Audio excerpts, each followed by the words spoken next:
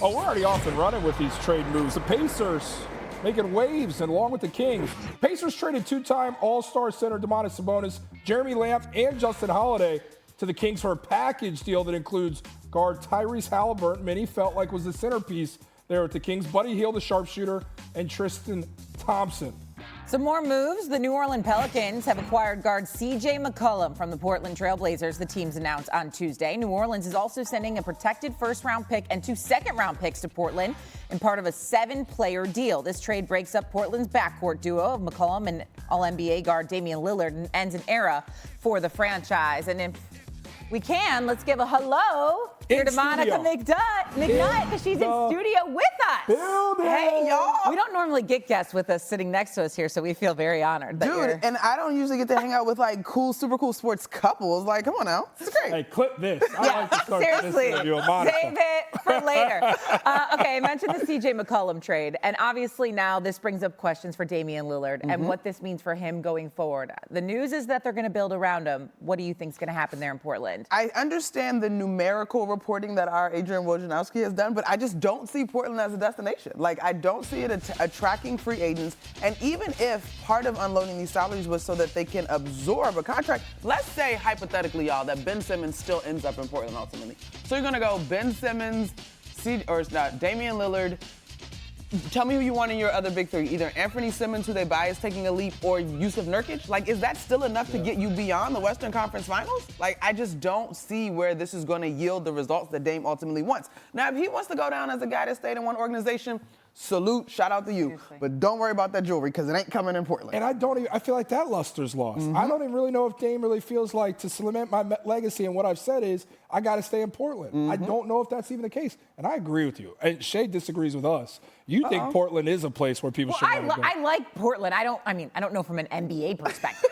I'm just saying, I don't think it's a horrendous place to visit. That's all There's more attractive places. There are more attractive places, especially when you consider the landscape around Portland. You know what I mean? Like, they have to get in a position now to compete with the Memphis Grizzlies, who are a team that's ascending, right? Even if you buy that the Trail Blazers and obviously the Lakers and some of those other traditional powers are descending, the Denver's going to look different when they get healthy. Like, I just don't know that even if they were to grab Simmons, if that's enough to get Dame over the hump. And you would think CJ McCollum being a mainstay in Portland would be maybe the splashiest so far that we've seen. You could argue what's going on with these Pacers and Kings, as we alluded to before you came on and appeared here, Monica, may be the splashiest. Yeah. So when you look at the personnel involved, which team you think got the better end of this one? Pacers or Kings?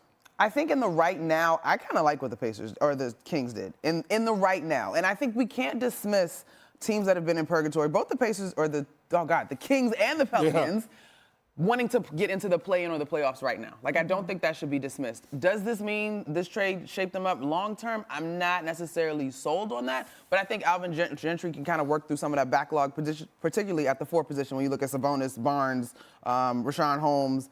So they got to work through that. But with the Pacers, my favorite part of this is Haliburton's opportunity to learn under Brogdon. Like, I was going back and forth with a few folks on Twitter about ceilings. If Haliburton's ceiling is Brogdon, that's not a bad ceiling. No. Like, you know what I mean? Brogdon's been a great player. And so I just think the piece that I think was kind of underrated in this is a healthy Justin Holiday.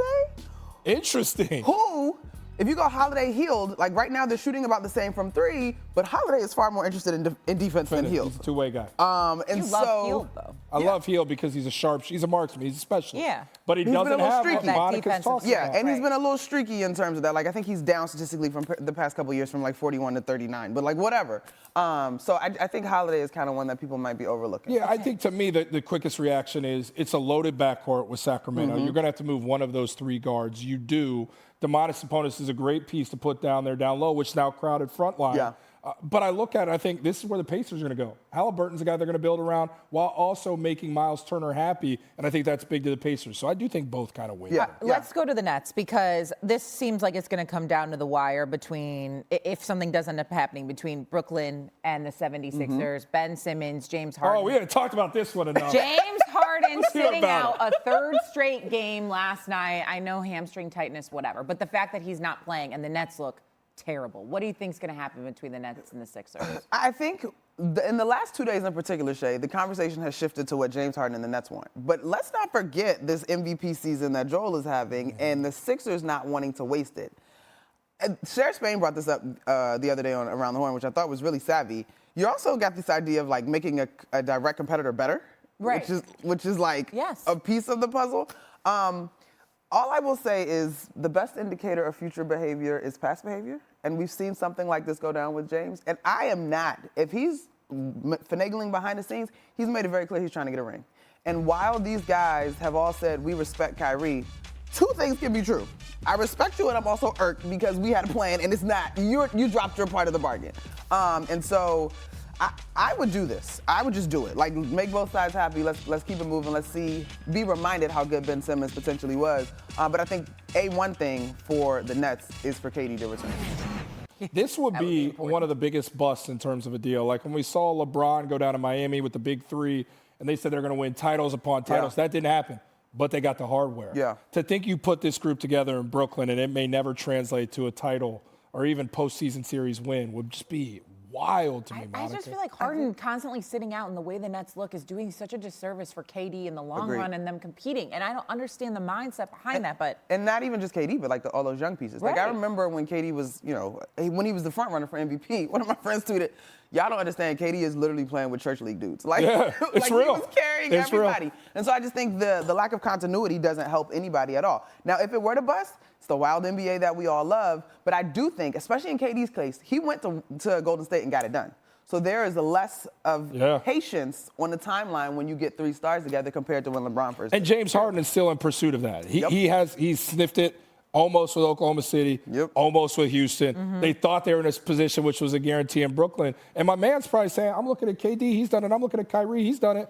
Where's my piece? Well, stop ring chasing, bro. Maybe that's part of the problem. But see, I don't think his boys would ever say that. I don't think his boys would say that. No. I think they get it. It's just part of the problem. They would get it because they understand what the need is to solidify your legacy. Yeah. And it's not what he signed up for there. So we can go round and round and talk about this. I know Monica is very thankful for one thing.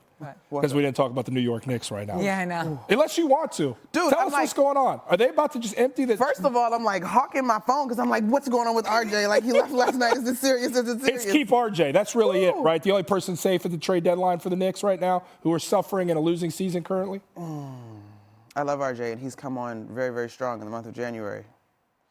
But I don't know if anybody's safe, honestly. Why would they be? Why because you're probably going to get the best haul for RJ, right? Like, same thing that happened with Sacramento. Who's the asset? Like, there's a reason that Tyrese is gone. Went. Yeah. There's a lot of, like, things that don't fit well there. And I get a check from MSG Network. That's why I said we weren't going to talk about it. I gave her the option. I said, Monica, do you want to talk about it? She like, said a few things, but that's all she's going to say. Monica McNutt, thanks for the insight as always. So good to have you in studio. She's coming back. She don't have a choice. Yeah, she doesn't have a choice. We're going to have to do this more often. This was a blast, y'all. Thanks for watching ESPN on YouTube. For live streaming sports and premium content, subscribe to ESPN+.